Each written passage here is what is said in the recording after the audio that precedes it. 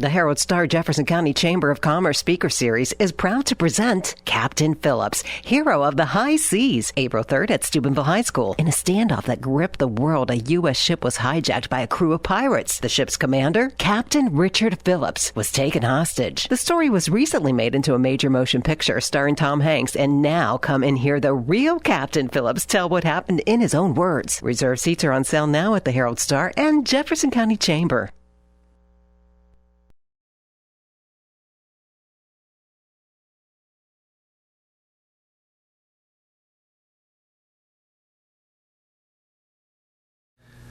Hello and welcome to this week's edition of Ohio Valley This Week, and I'm back from my assignment. I'm Paul Janamore, and with me is my boss, Ross Calabrese, executive editor of the Herald-Star and the Weirton Daily Times. And Paul, we're going to continue our series of special editions of Ohio Valley This Week, leading up to the April 3rd appearance of Captain Richard Phillips at Steubenville High School as part of the Herald-Star Jefferson County Chamber of Commerce Speaker Series. It has been a lot of fun the last week, reading a lot of the information we've been trying to learn. I know you've had the pleasure of even speaking to the captain.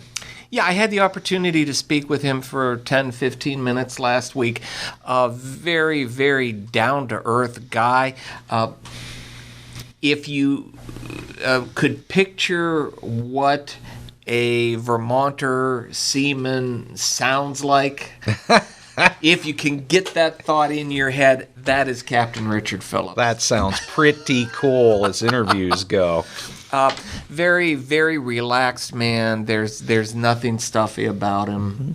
He's a seaman first. He's a ship captain who happened to find himself in a very, very difficult situation. And not to give away too much of the interview, which will appear in the March 23rd or has appeared in the March 23rd edition. He said he likes to talk about, that you never really realize how much strength you have inside of yourself until you're confronted with a difficult situation. And I think that's the real part of the story that he would want everyone to take away. I've read a lot over the past couple of days about how he's a little embarrassed by the way the movie and the media publicity while he was stuck with the pirates kind of made him out to be some larger-than-life seagoing hero. He's a ship captain. He's a man of the sea. That's how he spent his career. That's been most of his life, and that's what he wants to be. He's still working as a ship's captain. I was going to ask that. Is he still with Maersk, or has he... No, he still sails with Maersk. Okay. And we've learned a lot about the ship the last few days, too. Yeah, we really have, because, like we talked... we've seen so much about the movie, and we know about Tom Hanks, we know about Barkat Abdi, who was nominated for Best Supporting Actor as the lead pirate. But one of the big stars in the whole movie was the Maersk Alabama, and sometimes it doesn't seem like you know enough about it. Yeah, the Maersk Alabama, actually, and thanks to the boss giving me an assignment the last couple of days, I've been reading up about her. Imagine, if you can, something that's large, 7 stories tall, roughly the size of Harding Stadium plus a few hundred feet, give or take. If you include the stadium and maybe all the ramps around it, you've got roughly the size of the Maersk Alabama. 7 stories tall at the bridge, packed with those tractor-trailer-sized seagoing containers that you see. Powder blue on the sides with a little bit of rust thrown in, as all good freighters would have. She was actually launched completed in 1998 in Taiwan by the China Shipbuilding Corporation. Started life out as the Alva Maersk. She was assigned to a Danish line of Maersk. Through a government program that allows greater access to more ports, they decided they would reflag her as an American vessel. So she became the Maersk Alabama. in 2004. Never have found anything which indicates, by the way, that the Maersk Alabama has been anywhere near the United States. Her line is plying from the Middle East back to Africa over and over and over again. Actually looked, she's out there today as we speak, had left Oman, where you may have heard back in February she had an incident with a couple of ex-Navy SEALs who were security men on the ship now, an outgrowth, by the way, of the whole Captain Phillips incident. And those men were found, of course, dead on the ship. They had apparently of drug overdoses, respiratory failures, the official ruling, but there was word that there were narcotics found in their cabins. But anyway, the Alabama, the whole incident that we, of course, are focusing on here occurred in April 2009. This ship was hit again by pirates in November of 2009, again in 2011, and again in 2012. She successfully fought off the pirates without, I won't say without incident, but successfully didn't allow the pirates to board and take over again. Right, because I think as you read up until the Captain Phillips incident, the container ships basically sailed unarmed, and that's changed since. The other thing you're going to hear is in the book, in the movie, and I'm sure the captain will address this on the night he's at Big Red, that there was an advisory out not to proceed within, was it 600? 600 miles. 600 nautical miles of the coast of Somalia. They were well within that line, and the captain has basically gone on record as saying it wouldn't have mattered if they were 1,200 miles outside of it or right off the coast. These things were going to happen. And I think history since April 2009 bears him out. The other attacks on the Alabama have occurred both much closer to that line to and from the line. So, I think he's kind of borne out by that. Yeah, it's a dangerous part of the world. It's a dangerous part of the world on land, on sea, and as we're finding out, in the air. Now, yes, and that's a story for another day, too. We do have, a very safe and wonderful environment, though, coming up here in April for us. And, Ross, we've got some help in helping us put this whole show on. Yeah, we do.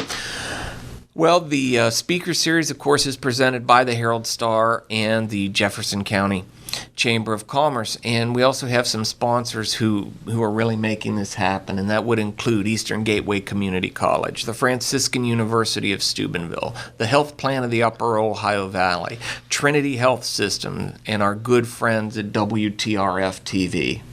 And we're also receiving special support from Bayberry House Bed and Breakfast, Pergolini Catering, Newbro Photo, Thrifty Car Rental, and Steubenville City Schools. And we want to thank all those folks, as always, for the show of support and the wonderful evening we're going to be able to present because of their support. Right. And if you'd like to be a part of that evening, you still have plenty of opportunity to do that. The appearance is coming up on April 3rd, 7:30 p.m., Steubenville High School Auditorium. There is a special VIP package that you can avail yourself of if you would like the opportunity to enjoy some time with Captain Phillips at the beautiful Bayberry House Bed and Breakfast on 4th Street in Steubenville. Cocktails, hors d'oeuvres, get a photo taken with the captain, get a signed copy of his book, which we happen to have a copy here, A Captain's Duty, or a DVD of the film Captain Phillips. There's transportation going to be provided to and from the high school, and priority seating right in the middle of Steubenville High School Auditorium. It's a little bit pricey, but well worth it, I think. It's $150. And if you're interested in taking advantage of that package, you can call either the Herald-Star at 740-283-4711 or the Jefferson County Chamber of Commerce at 740-282-6226. Elegant evening. The Bayberry House is beautiful. It is a gem in Steubenville, and I hope that folks are going to avail themselves of this because it's a great opportunity. Right. We certainly hope so. Now, there are a limited number of tickets available. We like to keep it intimate so everybody gets a chance to spend a little bit of time with the captain. And also for other ticket information and other information about the event, please keep an eye on your daily Herald-Star and also on www.heraldstaronline.com. Right. And reserve seat tickets are $20, and they're available at the Herald-Star or the Chamber of Commerce at the telephone numbers we mentioned before, or by going to heraldstaronline.com. Now, we're extending our special Ohio Valley This Week Only promotion. Ah, yes. Paul, now reserve seat tickets are selling for $20 a piece. We're also selling copies of the book, Captain's Duty, Somali Pirates, Navy SEALs, and Dangerous Days at Sea. We're selling copies of this book for $12.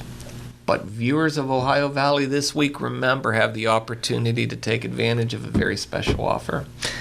That's right. And is the code word the same? The code word has not changed, Paul. Well, then I'm going to tell you that if you choose to take advantage of this offer and you mention the code, don't forget to drink your Ovaltine. There it is. And I'm sure there are folks who know why we chose that. But anyway, don't forget to drink your Ovaltine.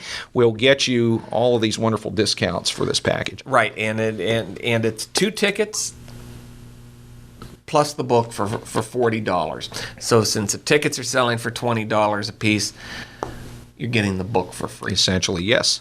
You're getting the book for free. And also, we want to give a special shout-out this week to the health plan of the Upper Ohio Valley. The health plan, through its sponsorship, has purchased all of the general admission seating, which is the balcony at Steubenville High School. Health plan has purchased all of that, and they are distributing those tickets to all of the high schools throughout our region. So if you do have a child of high school age and this sounds like something they'd be interested in, remind them they have tickets available at their high school, and it would be a wonderful, fun evening where they're going to learn some things with their friends. So. Yeah, exactly. A great educational opportunity. You actually are going to get to see and hear a person who actually is part of history, not a person who's reporting on history. Right, It's a great opportunity. Who's in the news, correct. A newsmaker, as we like to say. Newsmaker. Paul, I think that's about all we have time for this week. We will be back next week with our final special edition of Ohio Valley This Week, leading up to Captain Phillips' appearance. Looking forward to that, Ross. Good to be back. Well, it's good to have you back, Paul. And so until next week, I'm Ross Galabreeze. And I'm Paul Gianamore, and we want to thank you for watching.